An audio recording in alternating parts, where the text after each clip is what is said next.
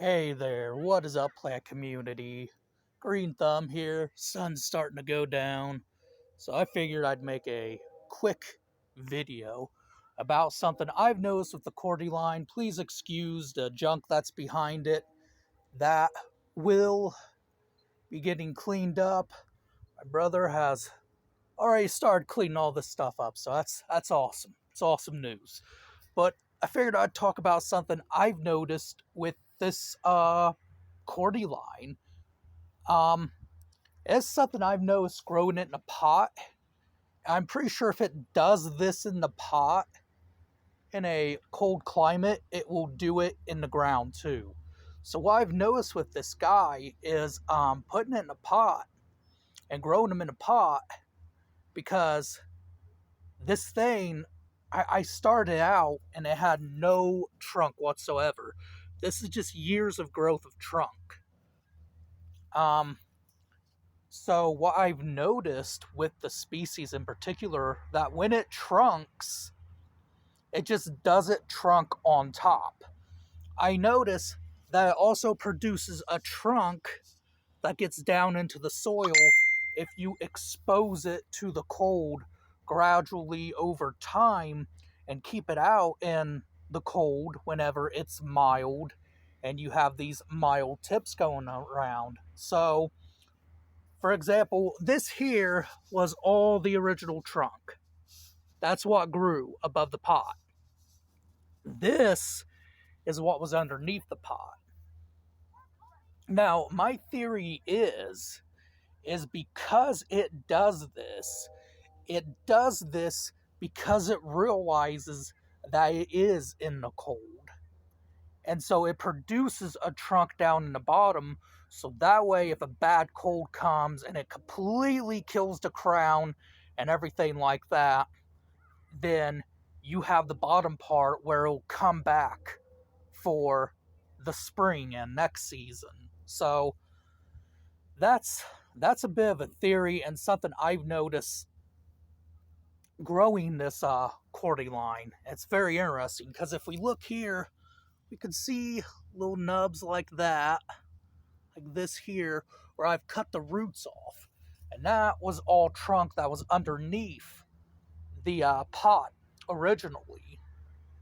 So it gives me hope that if you're in a zone 6 like me, and we're officially a zone 6, I've checked the maps and everything. It's been updated now. I guess it was updated in 2020. I was never able to find the proper map. But so yeah, we're a complete zone 6. So if I was to put this in the ground, I have confidence that long as I protect it and there's some trunk underneath the ground, that it will come back if we do get a hard freeze, long as the trunk is deep enough. So that's just interesting to me. I just find it very interesting, very intriguing that this plant knows to particularly adapt like that. So say if I'm zone pushing this, I'm protecting it, and say we get a real bad winter where no matter what I do, it just does not matter. I have confidence that that trunk may be deep enough that it won't be bothered and will come back. And the reason why I have confidence in that is because something like that happened to one of my elephant ears, where that pot there, I used to put elephant ear there, elephant ear there. Well, I winded up losing one of my elephant ears, and it just rotted away. I've been having issues with rot ever since they started producing a pseudostem, and they've gotten more mature. So anyways, it put off bulbs. I didn't really want all the bulbs, because I was like, screw it, I'll do something different, since that completely died, rather than what I traditionally used to do with the garden. And so I put a palm there.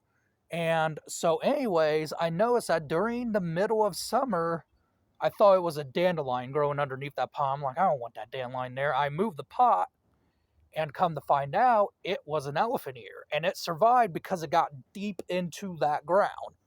So what I am saying is maybe if you plant the Cordyline deep into the ground with its stem, and you grow it in a pot, and that stem is all the way down to the pot, and you take away the soil and everything, and figure out that, okay, yeah, you got enough trunk there that you're confident it will survive, then you could try it in zone 6 and zone push it.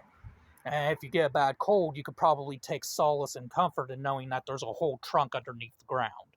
So, yeah, just something interesting to document here. Figured I'd document this for you guys because it was just interesting to me, and interesting how it kind of grew like that. And I can only theorize that they just naturally do that, or it's just more of a strategy that the plant recognizes.